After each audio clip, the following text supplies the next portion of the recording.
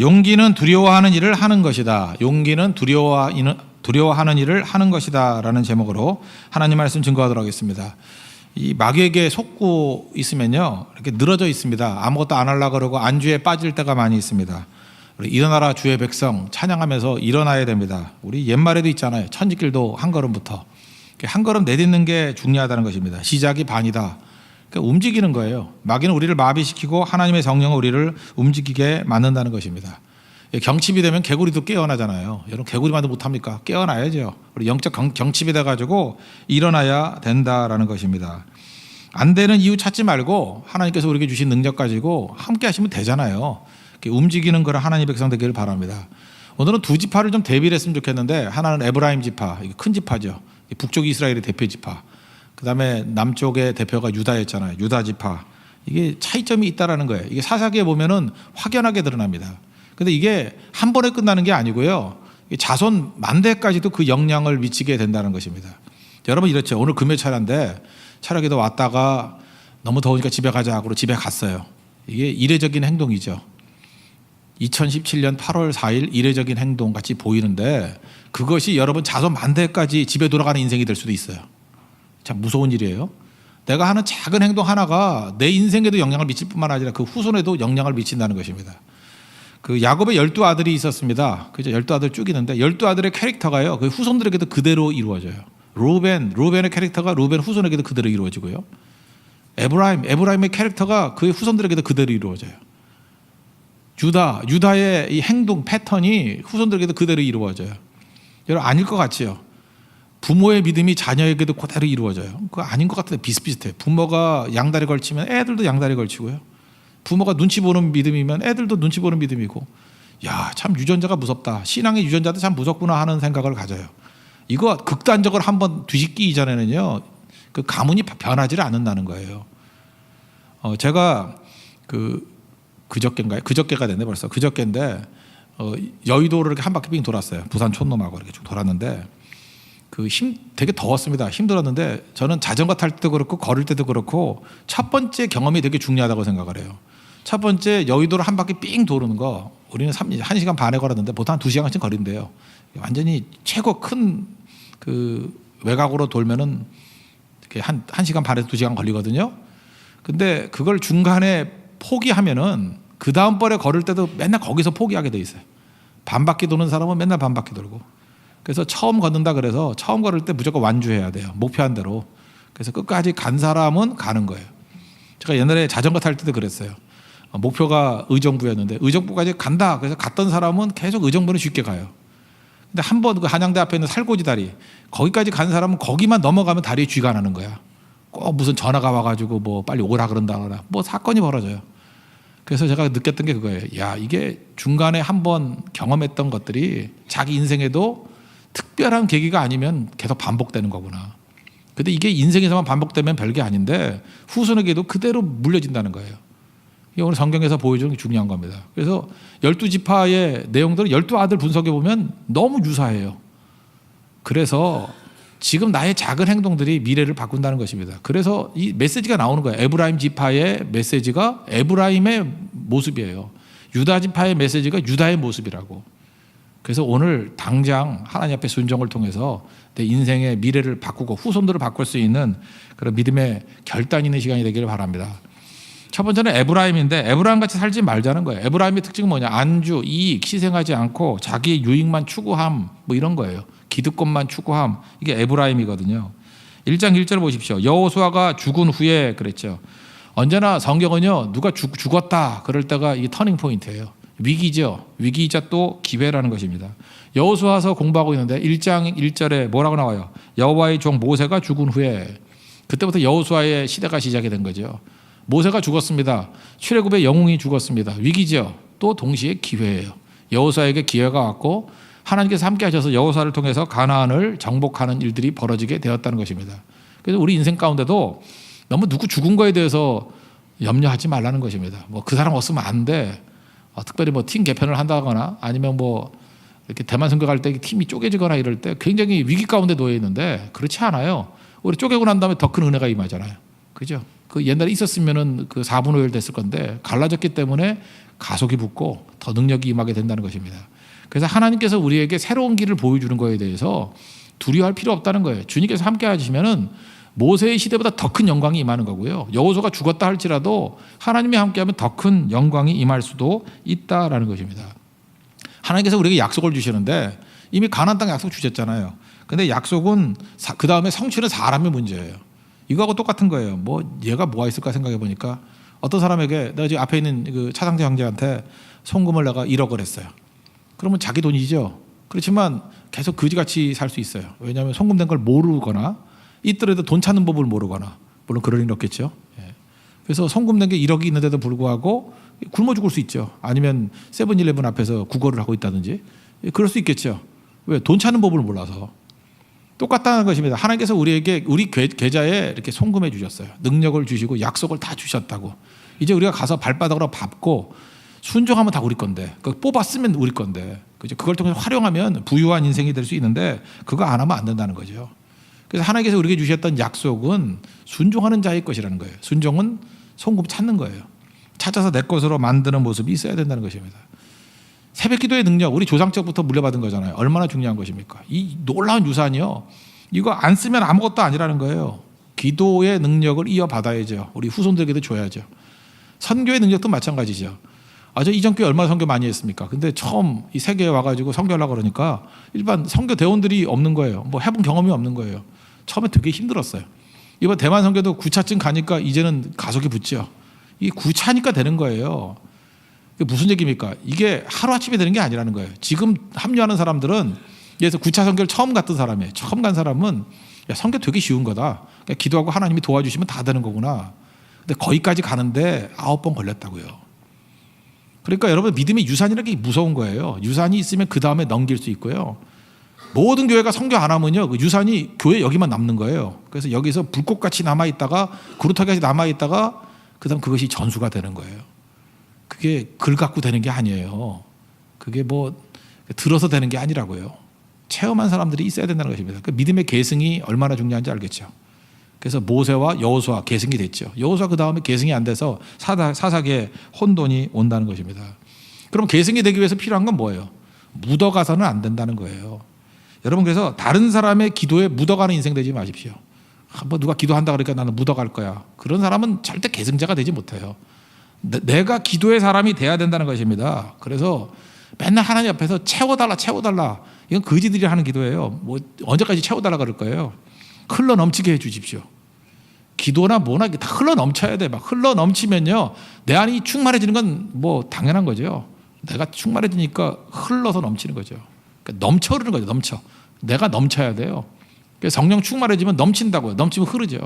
그러니까 에스겔서 47장의 표현 아닙니까? 성전에서 물이 흐르는데 넘치니까 흐르잖아요. 생수강이 흐르잖아요. 그럴 때 모든 것을 살릴 수 있다는 것입니다. 그래서 정말로 하나님을 사랑하고 하나님 백성을 사랑하는 사람은 자기가 먼저 흘러 넘치는, 넘쳐 흐르는 그 모습이 있어야 된다는 것입니다. 절대 묻어가지 마십시오. 여러분, 기도의 주역이 되는 은혜가 임하기를 바랍니다. 그래서 우리가 헝그리 정신이 있어야 돼요. 하나님 목마릅니다. 채워주십시오. 그럴 때 하나님께서 채워주신다는 거예요. 여기 1절의 분위기는 이런 거예요. 우리 가운데 누가 먼저 올라가리까? 이거는 서로 머뭇거리고 있는 분위기 같죠. 누가 먼저 올라갈까요?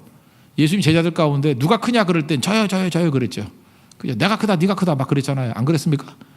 여기서도 여러분들에게 무슨 뭐 혜택이 임하는 거, 뭐 자리가 임하는 거 한다 그러면 서로 와가지고 막 줄 설 거예요. 그죠?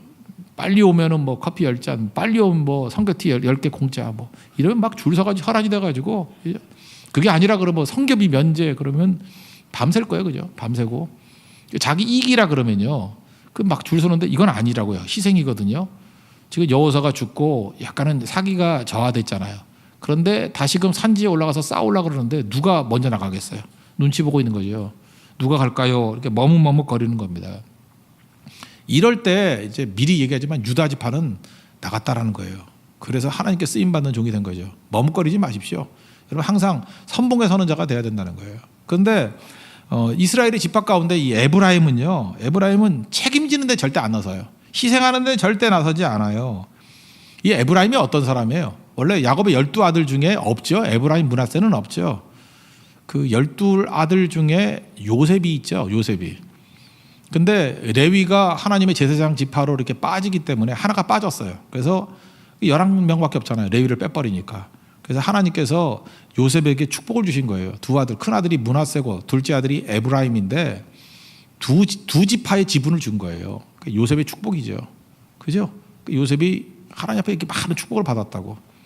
그런데 큰 아들이 므낫세예요. 그러니까 요셉만 해도 11번째 아들 아니에요. 그러니까 꼴찌죠. 꼴찌인데 은혜 받은 거예요.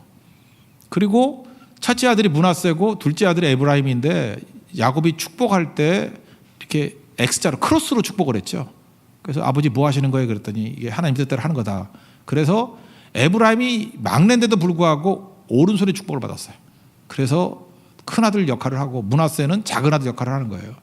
그러니까 에브라임 지파는 두 번의 거듭된 은혜예요. 11번째 아들인데도 불구하고 축복받은 거고, 또 하나는 막내인데도 불구하고 형 같은 축복을 받았다. 그럼 만 가지 은혜를 받았으니 더욱 충성해야 되는 거 아닙니까? 여러분 우리 가운데도 마찬가지예요. 이렇게 빌빌대는 인생들, 바닥 같은 인생들에게 하나님께서 은혜를 부어주셨어요. 그러면 그 다음에 겸손해져야 될 거 아니에요. 나 같은 죄인 살리신 주 은혜 놀라. 나는 바닥이었는데, 나는 흙수저였는데, 나는 버림받은 종이었는데, 나는 아무것도 아니었는데 이게 무슨 은혜입니까? 라고 하면서 겸손하게 충성을 다해야 되는데 이게 바닥에서 일어났다고 기고만장한 거예요. 그게 바닥에. 생각보다 에브라임 같은 사람 되게 많아요. 거지 같은 놈 건져뒀더니 교만해진 거예요. 완장 하나 채워놨더니 기고만장한 거예요. 그게 에브라임입니다. 이렇게 돼서는 안 되겠죠. 낮은 곳에서 높은 곳으로 올라갔다 그러면 교만 버리고 항상 처음에 은혜를 생각하면서 엎드릴 줄 알아야 될 거 아닙니까? 근데 이 에브라임의 속성 얘기를 했죠. 이게 교만의 상징이에요. 교만의 이게 아이콘이에요. 여호수아서를 보면요, 미리 설교를 해보면 뒤쪽으로 가면 이제 17장에 나오거든요. 땅들 분배하는데 에브라임 지파하고 므낫세 지파는요 엄청나게 많은 땅을 차지했어요. 하나님께 축복을 주셔서 그 12분의 1인데 두 지파를 줬으니까 6분의 1이 된 거잖아요. 12분의 2가 됐고, 그래도 땅도 엄청나게 차지했어요. 그래서 므낫세 반지파, 므낫세 중에 반쪽은 요단 동편에 그 밑에가 루벤, 갓, 므낫세. 그래서 므낫세 반지파지만 땅은 또 엄청나게 커요. 큰 땅 차지했고, 또 서쪽으로 와서도 므낫세 반지파가 거기 연결된 땅이 또 커요, 굉장히. 그래서 므낫세가 얻은 땅이 엄청나다고. 또 에브라임은 북쪽에 그 어떤 달걀 그 노른자 같은 땅을 차지했어요. 그래서 그 에브라임이 차지한 땅이 거의가 사마리아 땅이에요. 이스라엘을 상등분한다 그러면 북쪽을 갈릴리라 그러고 중간을 사마리아라 그러고 밑에를 유다라 그러죠. 그 사마리아의 거의 90%가 에브라임 땅이에요. 그래서 다 따져보면요, 에브라임하고 므낫세가 차지한 땅이 이스라엘이 차지한 땅의 2분의 1 정도 된다고. 그러니까 엄청나게 차지한 거죠. 그러니까 땅, 뭐 아마 육신의 축복이라 그러면 요셉 지파만큼 많이 받은 게 없을 거예요. 근데 이놈들이 이렇게 받아 먹었는데도 불구하고, 또 여호수아도 에브라임 지파예요. 근데 에브라임 지파인 여호수아한테 와가지고 에브라임 지파가 우린 숫자가 많은데 땅이 좁다, 더 달라 그랬어요. 참 이거 이상한 놈들이죠. 그러면 여호수아도 에브라임 지파니까 그게 말이 맞으면 팔을 안으로 굽는다고 이렇게 해줄 수도 있는데, 여호수아가 보기도 기가 찬 거야. 야, 니네 해도 너무하지 않냐? 그렇게 많은 땅을 차지하고 또 더 달라 그러니? 그러면서 이렇게 얘기를 합니다. 여호수아 17장 15절 보니까 네가 좁다 그러느냐? 그러면은 저 산지에 올라가 가지고 스스로 개척하라. 너희들은 좋은 땅, 그 사마리아 그 좋은 땅들이거든요. 그리고 그게 부족하다 그러면 산지 있지 않냐? 올라가서 스스로 개척해 가지고 땅 넓혀 니네 가져라. 네 힘도 세지 않냐? 그렇게 얘기할 정도였다라는 거예요. 그랬더니 높은 데는 안 가죠. 안주하는 놈들이니까. 그래서 이렇게 불평의 지파예요. 지금들 이렇게 불평 부만 많고 원망 많으면 에브라임 그러면 돼요. 에브라임이야 다. 많이 가졌는데도 불구하고 계속 원망 불평, 그죠? 이렇게 궁시렁대고 그럴 때는 스스로 개척해. 그게 답이에요. 스스로 개척해. 산지로 올라가. 안 가요 절대로. 그러는 자들이었다는 것입니다. 사사기로 넘어오면 이제 사사기에도 또 두 번 나와요. 에브라임 지파가. 전쟁할 때는 안 나와. 전쟁할 때는 도망쳐 버려요. 전쟁할 때 싹 빠져 있다가 기회주의자예요. 특별히 첫 번째 나오는 게 이제 기드온 지파 아시죠? 300명 가지고 뭐 미디안 이긴 거. 그래서 300명만 데리고 미디안과 싸워서 이겼습니다. 그래서 이겨서 대승리를 거두고 돌아왔어요. 승리하고 돌아올 때는 항상 전리품 갖고 돌아오잖아요. 돌아올 때 요놈들이 또 나타났어요. 누가요? 에브라임. 돌아올 때 나타나, 갈 때는 안 나타나고. 그래서 꼭 이게 전쟁할 때 시끄러울 때는 싹 빠져 있다가 무슨 공치사 할 때 나타나는 인간들 있죠.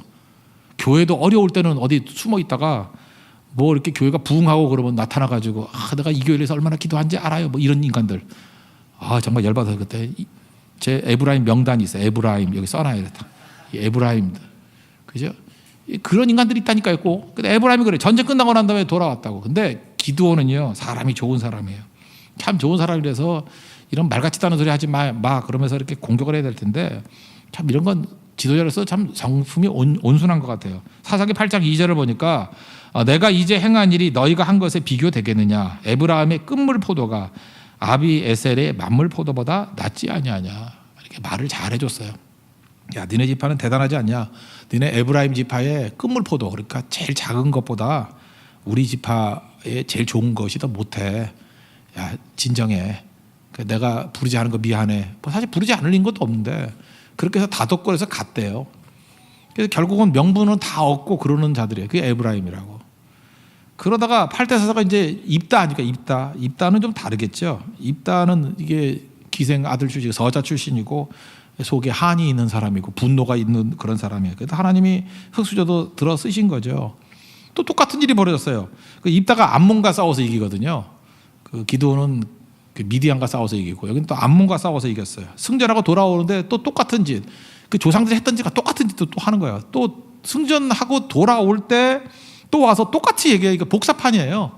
후손들도 똑같아요. 왜 안 불렀니? 그래요. 왜 안 불렀니? 헌신할 땐 도망쳐버리고 지분 받을 때만 슬쩍 나타나는 거예요. 근데 입다는 걸 안 놔두죠. 그래서 이 자식들이 뭐 이런 게 다 있어. 그죠? 전쟁할 땐 도망쳐 있다가 이제 뭐 공치사 할 때 나오냐? 말도 안 돼. 그래서 전쟁을 벌여요. 전쟁을 벌이는데 지금 뭐 전투에 이겼던 사람이니까 에브라임하고 능히 이기죠. 이겨가지고 에브라임 지파가 도망을 쳐요. 도망을 치는데 이제 입다는 분노가 있으니까 철저하게 잡아 죽인다고. 근데 에브라임은 사투리가 있었는가 봐. 쉿볼렛인데 쉿볼렛이라고 발음하는 것 같아요. 뭐가 차이인지 모르겠어요. 사사기 12장 6절 보니까 쉿볼렛 그랬더니 못해서 쉿볼렛 그럼 다 죽였어요. 그러니까 우리나라 같으면 그 경상도 남자들 그 발음 못하는 거 있잖아요. 능력인데 능력 을을 못해요. 그 능력인데 능력 여기 경상도 부산 남자 하나 데려다 하면 금방 나오는데 능력 해봐 그러면 능력 그러면 살았고 능력 그러면 쌀 그러면 살 그러면 각버리고 뭐 그런 거 있죠. 예. 죄송합니다. 저 경상도가 아무 감정 없어요. 그냥 발음 못하는 데가 경상도 같아서 또 딴 데도 있나요? 예. 그래서 발음 정확히 하라고요. 그죠? 그래서 다 죽였대요. 42,000명 죽였어요.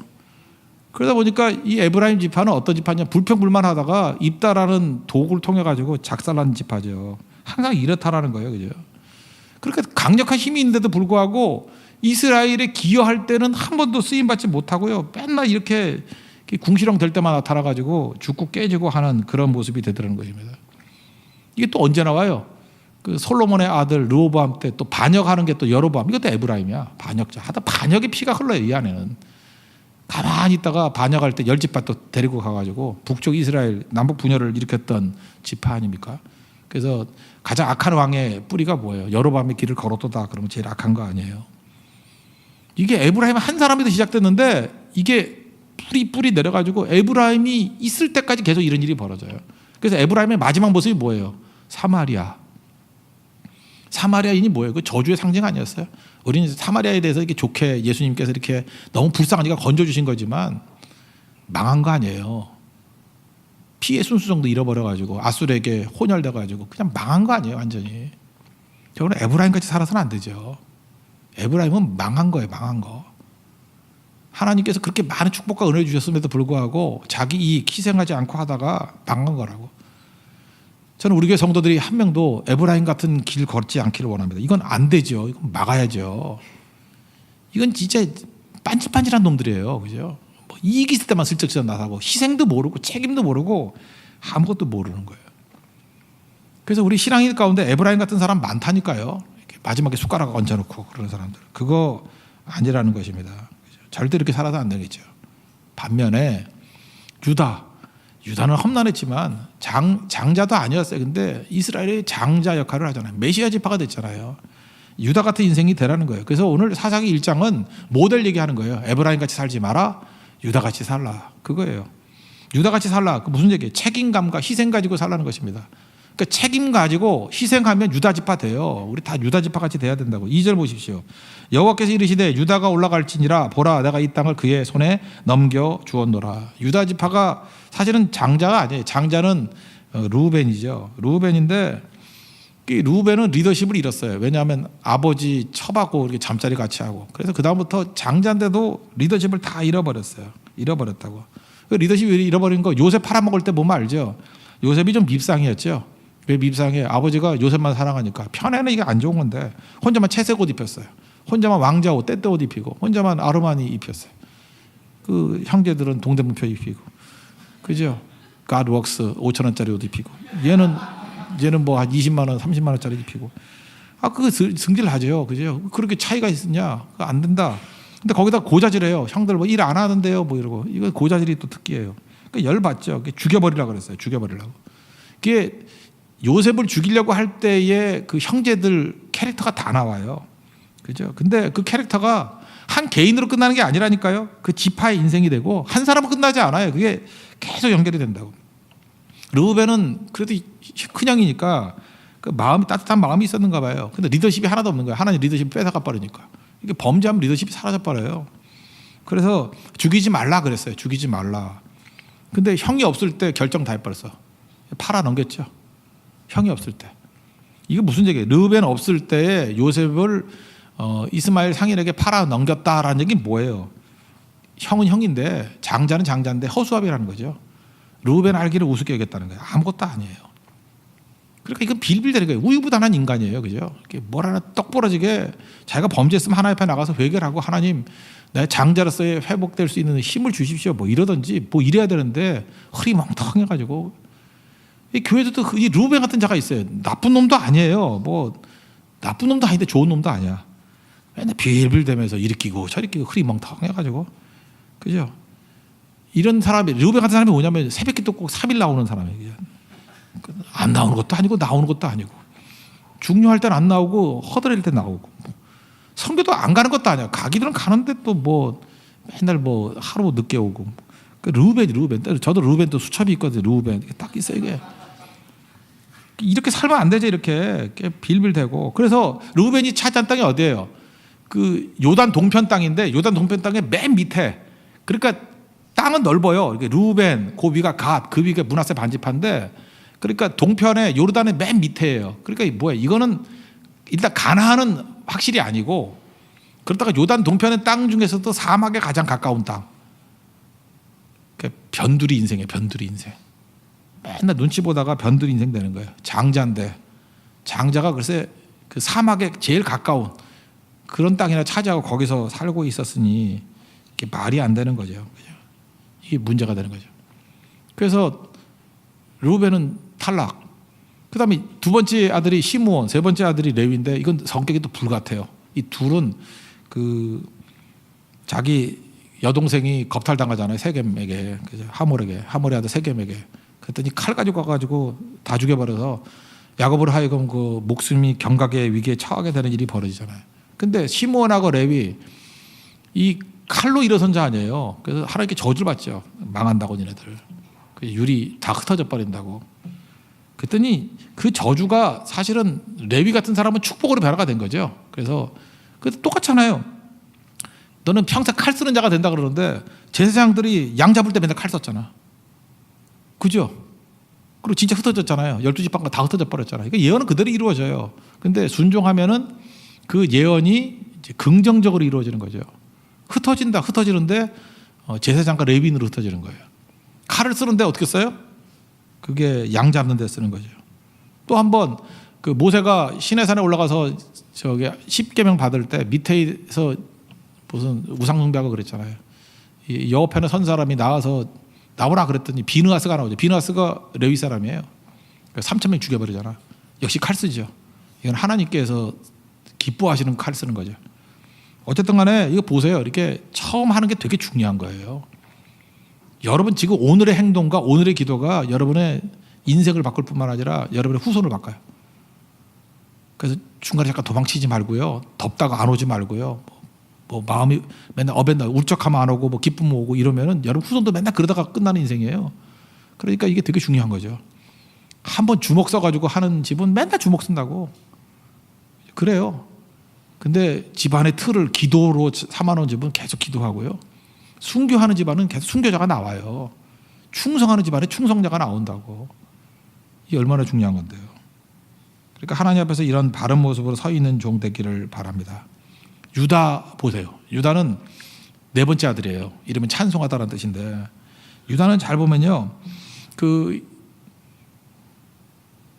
요셉 팔아먹고 난 다음에 무지한 양심의 가책을 가졌던 것 같아요. 그래서 여러분 창세기 읽어보면 창세기 37장에 요셉 얘기가 나오죠. 팔아먹는 얘기. 38장에 유다 얘기가 나와요. 그 39장에 다시 보디발의 집에서의 요셉 얘기가 나와요. 그래서 창세기 38장은 뭐예요 도대체? 저는 유다의 방황기라고 생각합니다. 창세기 38장. 동생 팔아먹고 난 다음에 마음속에 너무너무 갈등이 생긴 거예요. 내가 동생을 팔아먹자니. 그리고 아마도 형들하고 딴 형제들하고 다른 의견을 냈던 것 같아요. 그래서 집안에 있을 수가 없는 거예요. 왜냐하면 그거 아버지한테 얘기하면은 죽는다 뭐 이렇게 될 수 있죠. 그래서 집에서 쫓겨난 것 같아요. 집에 쫓겨나가지고 이방 세계에 들어간 거예요. 그래서 방황기에 방황기. 거기서 뭐 이상한 여자 누군지도 몰라요. 뭐 만나가지고 애 낳죠. 애를 낳고 오난 낳고 셀라 낳고 그 낳았다고 애를 낳았다고. 근데 거기 다말이라는 여자가 이제 엘의 부인이었어요. 근데 죽었어요. 그때는 형사 취소자가 있다 그랬죠. 그 두 번째 아들하고 이제 결혼해야 돼. 그게 오난이에요. 오난으로 결혼했는데 오난이 뭐 강대상 얘기해야 되는지 모르지만 뭐 이거 낳아봤자 형의 아이가 돼버리니까 룻기에서 배웠죠. 되니까 뭐라 그러죠? 진뢰 사정이라는 거죠. 뭐 그렇게 해가지고 하나님 앞에 벌 받은 거지. 그래서 이 오난도 죽어버려요. 그래서 뭐 자유행위 할 때 그걸 뭐 오난이라고 말하는 게 여기 나온 거 아니에요, 그죠? 이게 유다의 아들이라고 죽고. 그다음에 그러니까 셋째 아들을 주려 그러니까 셋째 아들도 겁나죠. 1번 죽고 2번 죽고 나도 죽네. 그리고 너무 어리니까 안 줬어요. 이건 다말의 이건 권리거든요. 근데 다말이 열팍 받아가지고 창기같이 분장을 해서 시아버지하고 잠자리를 하잖아요.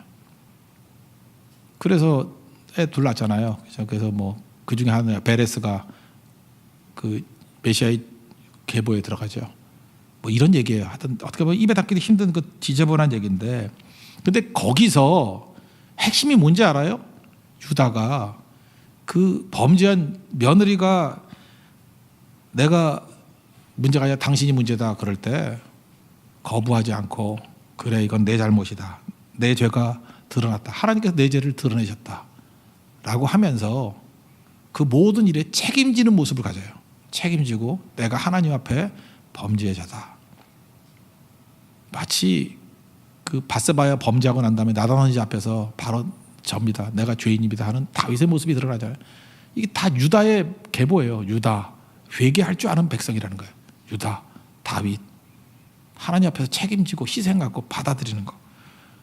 그래서 여러분들 창세기 38장에서 복음을 알아야 돼요. 인간이 입에 담기 힘들 정도의 이 얘기가 사실은 우리 얘기라는 거예요. 우리. 그때 유다같이 하나님 앞에 엎드려 나가는 인생이 돼야 된다는 거죠. 그리고 또 하나 그 요셉 앞에 섰을 때 그 베냐민 잡아놓고 막 그러잖아요. 그죠? 그럴 때 유다가 나가잖아요. 베냐민 여기 놔두면요 우리 아버지 죽어요. 우리 아버지 죽는다고. 내가 대신 남겠습니다. 유다가 그래요. 베냐민 보내주라고. 내가 대신 남겠다고. 책임지는 모습을 들고 나오니까 이때에 이 분노심이 있었겠죠. 약간 요셉도. 그때 요셉이 울죠. 요셉이 통곡하게 됐던 이유가 이거예요. 유다의 결단 때문에. 그래서 그때 화해가 이루어져서 우리가 남이가 그러면서 하나가 되잖아요. 그죠? 몰라요? 창세기 좀 읽어봐요. 성경 맨 앞에 있는 건데 우리가 남이가 하면서 이렇게 하나가 되잖아요. 그렇게 만들었던 사람이 누구예요? 유다라고. 여러분 유다같이 살아야 돼요. 유다같이 희생할 줄 알고 선봉에 설 줄 알고. 그래서 성경은 이거예요. 넷째 아들이지만 책임지는 네가 리더다. 희생하는 얘가 리더다. 저는 우리 세교에 있는 모든 성도들이 영적 리더가 되기를 원합니다. 리더는요, 내가 하고 싶다고 되는 거 아니에요. 저여줘야 한다고 되는 게 아니고, 희생해야 될 때 희생하고요, 책임져야 될 때 책임지고, 주도적으로 나서야 될 때 나설 줄 아는 거. 눈치 보는 자는 에브라임이에요. 그래서 죽는 데 나가는 거예요. 십자가 지는 거죠, 한마디로 얘기해서. 그때 하나님의 축복과 은혜가 넘쳐나게 되죠. 그래서 창세기 49장 8절부터 10절까지 보면 그 유다에게 임한 복 가운데 너는 사자 새끼로다. 그러면서 내 주가, 이게 임금의 옛날 홀이라 그랬는데, 지팡이가 유다를 떠나지 아니하고 통치자의 지팡이가 그 발 사이에서 떠나지 않겠다. 왕이 나온다, 다윗이 나온다, 메시아가 나온다 예언하잖아요. 모든 백성이 내 앞에 복종하리라. 여러분, 이 유다의 축복이 임하기를 원합니다. 유다의 축복은 바로 그 책임지는 자세, 희생하는 자세. 근데 유다 같은 행동들을 보세요. 이게 계속 나와요. 아까도 여호수아 얘기를 했지만 에브라임은 계속해서 삐딱하게 뭐 땅 없으니까 뭐 더 달라 이런 소리하고 반이라고 줬으면서. 근데 여호수아 14장에 갈렙 이름의 뜻은 개예요. 개. 충성스러운 개 같은 갈렙이 뭐라 그래요? 헤브론 산지 너무너무 험한 지역이거든요. 누구도 안 갈라 그랬어요. 똑같은 상황이에요. 근데 여기 사사기 1장에서 유다 지파가 나가듯이 유다의 족장인 갈렙은 사실 여호수아하고 동급 아니에요. 그냥 나이가 제일 많고. 그런데도 불구하고 뭐 이렇게 나설 때, 뭐 공치사 할 때는 가만히 있어요. 뭐 여호수아가 리더고 내가 부리더고 그런 것도 없어요. 뭐 감투에 관해서는 아무 관심이 없어요. 가만히 있다가 누구도 나서지 않고 너무너무 힘들 때, 내 나이 85세지만 하나님께서 약속하셨고 주님께서 내게 능력 주시면은 저들은 우리 먹이가 될 겁니다. 이 산지를 내게 주소서 하고 나가는 사람, 유다 지파의 갈렙이에요. 보세요. 이게 유다하고 똑같잖아요. 그 피가 어디 가요? 그 믿음이 어디 가요? 갈렙으로 드러나죠. 갈렙으로. 그리고 골리앗 앞에 섰을 때 다 쫄아가지고 벌벌벌 떨고 있는데 유다 지파의 다윗이, 저 할례 없는 녀석이 하나님의 이름을 조롱해? 너는 칼과 단창으로 나오지만 나는 만군의 여호와의 이름으로 나간다. 그러면서 돌멩이 들고 나간 자가 누구예요? 유다 지파의 다윗이에요. 그리고 그 이후에 악한 마귀를 멸하기 위해서 십자가 지시면서 희생하면서 인류의 모든 죄를 대속하시고 건져주신 분이 유다 지파의 예수님이에요. 그러니까 유다의 길을 따라야 된다는 거예요. 우리가 그 믿음 가져야 된다는 것입니다. 우리 결단이에요. 우리 쉽게 사는 거, 우리 좁은 문과 넓은 문이 있죠. 넓은 문이 뭐예요? 에브라임의 길이에요. 좁은 문이 뭐예요? 그게 유다의 길이에요. 그리고 유다의 길 걸을 줄 알아야 된다는 것입니다. 유다의 길 걷는 거, 이거 뭐 쉬운 일 아니에요. 어려울 수도 있어요. 그렇지만 그 길 걸을 때 능히 승리할 수 있다는 것입니다. 그러잖아요. 유다가 올라갈지어다 이 땅을 그의 손에 넘겨 주었노니. 여러분, 큰 승리를 원하십니까? 승리를 원하면 싸움에 나가야 될 거 아니에요. 싸움에 나가야 큰 승리가 있지요. 그래야 유다의 영광이 우리 가운데 임하게 된다는 것입니다. 존 맥스웰이 쓴 책이 하나 있는데, 리더가 알아야 될 7가지 키워드라는 책이에요. 그 책에 보면은 리컨베커라는 사람, 에딘 리컨베커라는 사람을 리켄베커라는 사람의 예를 들어요. 리켄베커라는 사람이 왜 유명하냐 하면은, 이 사람이 2차 대전 때 이 파일롯으로 그 공중전에서 134전 144승 했던 사람이에요. 그죠? 그러니까 이 전투기 승리로 최고예요. 지금이야 뭐 이렇게 전자장치를 하지만 옛날엔 기술로 목숨 걸고 한 거거든요. 그리고 빨리 꼬리로 가야 돼요. 이렇게 전투할 때 마주치면서 불리하니까 뒤에서 공격해야 이기는 거라고. 그러려고 그러면 이렇게 뒤집기도 해야 되고 기술이 되게 뛰어나야 되고 용기도 있어야 되고, 그때 막 마음이 쫀대요. 그래서 용기 있는 자가 이긴대요. 그래서 담대함도 있어야 되고, 그런 사람은 유명한 사람이에요. 근데 이 사람 어렸을 때 12살 때 아버지 죽고 뭐 책에 보면요, 뭐 굉장히 고생 많이 했어요. 고생 많이 하다가 그 다음에 그 데이토나라고 있죠. 자동차 좋아하는 사람, 이거 자동차 경주대회 하는 거 데이토나. 그 롤렉스 시계 가운데도 비싼 시계 한 4천만 원쯤 하는 데이토나라는 시계도 있어. 갑자기 3,000% 빠졌는데 하여튼 그런 데이토나, 거기서도 우승했어요. 그러니까 자동차 운전을 했는데, 이 사람이 1차 대전 때 그 파일럿 되려고, 비행기 조종사 되려고 들어갔는데 떨어졌어요. 2가지 때문에. 나이 너무 많음, 나이에 걸렸고, 두 번째 학력이 너무 낮음. 그래도 이 사람 포기하지 않았어요. 포기하지 않고 공군에 지원해가지고 운전병 됐어요. 운전병이 돼가지고 그 뭐 대장쯤 되는 사람 밑에서 운전 너무너무 열심히 하는 거예요. 그랬더니 소원을 말해봐 이랬어요. 소원을 말해봐. 그랬더니 소원은 파일럿. 그랬더니 그때 이제 훈련 받은 거예요. 그러니까 여러분들 어떤 목표가 안 되면요 포기하지 말고 다른 방향에 가서 열심히 하다 보면 또 기회가 열려요. 이렇게 직선으로 갈 수도 있지만 이렇게 우회로 들어갈 수도 있어요. 대기업 그런데 처음부터 대기업 들어가는 것도 있지만 중소기업에서 경력 쌓고 대기업 들어가는 게 더 많을 수도 있어요. 그거 어렵지 않아요 사실은. 근데 우리는 길이 하나만 있는지 알아. 운전병으로 들어갔다가 이 파일럿 된 사람이에요. 그래서 2차 대전 때 300시간 전투했고요. 전투를 300시간이니까 목숨 건 거. 그 전투 그렇게 길지 않거든요. 뭐 2, 30분 하는 건데 300시간을 한 거예요. 그리고 134전 134승. 그리고 격추 엄청 시키고 대단한 사람이었어요. 그러니까 이 사람한테는 한마디쯤 인터뷰에서 들을만 하겠죠. 그래서 물어본 거예요. 당신은 도대체 뭔데 그렇게 두려움이 없이 담대합니까? 그랬더니 이 사람이 이렇게 얘기했어요. 내가 왜 두렵지 않냐고. 인간인데 두렵다고. 전투 나갈 때마다 두려웠다고. 너무너무 두려웠다고. 그러면서 이 사람이 용기가 뭔지를 정의 내렸어요. 오늘 제목이에요. 용기란 두려워하지 않는 게 아니라는 거예요. 우리는 다 두려워요. 두려운 게 있어요. 유다지파도 두려웠을 거라고. 두려움이 있는 거예요. 그게 인간이죠. 그런데 용기란 뭐냐? 두렵다고 피하는 게 아니고 두려워하는 일을 하는 것입니다. 그게 용기예요. 저도 설교할 때마다 두려워요. 여러분 눈이 얼마나 많아요. 이게 다 쳐다보고. 아까도 이거 올라올 때 웃대. 왜 웃었어요 아까? 나를 비웃는가 보다 이렇게 생각이 들기도 하고, 그죠? 내가 좀 뭐 모자른가 보다 뭐 이런 생각이 들기도 하고. 그 두려움이 왜 없겠어요, 그죠? 이게 남 앞에 선다라는 게 막 공격당하는 거 아니에요, 그죠? 막 이게 노출되는 거니까. 그래서 여러분들 아무것도 안 하는 사람 있잖아요. 아무것도 안 하는 사람. 그거 어리석은 거예요. 여러분 국가대표 선수가 축구할 때 숨어서 해요? 숨어서 하냐고. 야 오늘 야 저기 그 스페인 대표팀 와. 우리 아무도 알리지 말고 숨어서 하자. 그런 게 어디 있어요. 광고하고 TV에 나오고 막 그러는 거죠. 우리 인생이 바보 같은 인생이래요. 맨날 그 동네 축구 하려고 그래요. 국가대표 선수들은요 드러내고 하는 거예요. 이거 하나님의 싸움이다. 이 싸움은 하나님이 도우시는 싸움이다. 그리고 공개적으로 하는 거라고. 숨어서 믿는 게 어디 있습니까? 그 니고데모 같은 신앙이지. 나중에 다 드러나게 돼 있다고요. 드러나는 거예요. 두려운 거예요. 두려울 때 두 가지 길 중에 하나예요. 숨는 거예요.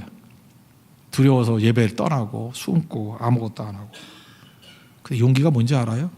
두려운 게 있지만 두려워하는 그 일을 하는 거예요. 오늘 여러분 인생 가운데도 힘들어하는 사람이 있어요. 힘들면은 제일 먼저 하고 싶은 게 사람 만나기 싫거든요. 그래서 예배 드리기 싫어요. 그거 잘난 거 아니에요. 그러면 에브라임이 망해요. 힘들어도 예배 나오는 거예요. 내가 부끄러운 일을 당했어요. 그러면 예배 오면 다 나 쳐다보고 비우는 것 같아. 그래서 안 나올 수 있고 교회를 떠날 수 있고. 그게 아니에요. 그럼에도 불구하고 나오는 거예요. 그게 용기예요. 용기. 어떤 사람이 뭐 아토피 그래가지고 얼굴이 뭐 막 나고 그런데요. 나고. 사실은 그 별 차이였거든요. 아토피 아닐 때도 별로 보고 싶지 않은 얼굴이었을 수 있어요. 그죠? 근데 본인이 너무 얘기해. 근데 저는 정말로 훌륭한 자매라고 생각하는 게 뭐냐면 아토피로 이렇게 뭐가 부었는데도 불구하고 예배에 나오더라고. 그 용기예요. 그 믿음이에요. 뭐 뽀드락지 하나 났다고 안 나오는 거 그건 에브라임이에요. 그건 아무것도 아니에요. 근데 이번 성교 갔을 때도 보니까 정말 얼굴이 엉망이 됐어요. 엉망이 됐는데도 웃으면서 웃어도 뭐 하나도 예쁘지도 않아요. 웃으면서 목사님 오셨어요 하면서 계속 성교하더라고. 용기예요. 용기. 그죠? 그런 게 되게 중요해요. 우울증 있을 때 다 힘들잖아요. 그래도 나오는 거예요. 우울증이 있더라도 힘들게 나오는 거예요. 기어서는 나오는 거예요. 약 먹고 그래도 나오는 거예요. 그래서 예배 드리면 그 사람은 살아요. 산다고. 근데 자기 본능에 맞게 그냥 자기 기분에 맞게 살면 여러분 에브라임인데 망해요.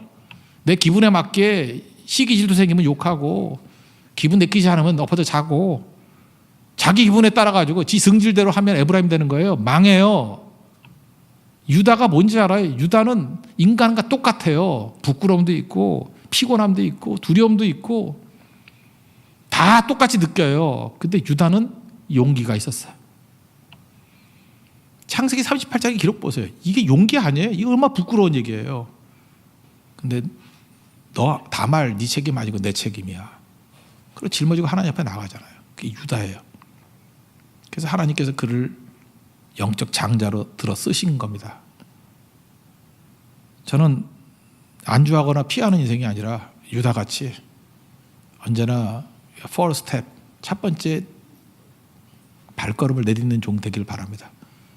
그리고 옆에 눈치 보지 마세요. 묻어가려고 그러지 마세요. 묻어가는 자들 중에 인물 절대 안 나와요. 하나님, 내가 헌신해 나가기를 원합니다. 이번 고성선교도 마찬가지예요. 400명이 목표인데 피하지 말고, 뭐 눈치 보지 말고, 나중하지 말고 선봉에 서야 끌고 갈 수 있어요. 나는 어려운 여건이지만 나는 간다. 그렇게 앞에서는 유다가 있으면요, 유다는 여기 시므온부터 시작해서 이 묻어가는 인생이 또 나와요. 그런 사람에게 복이 임하고 그런 사람에게 하나님의 능력이 임한다는 거예요.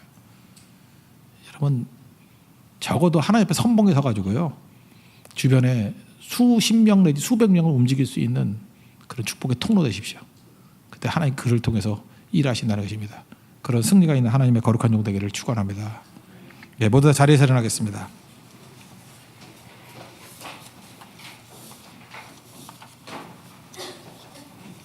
나는 예배자입니다. 찬양하겠습니다.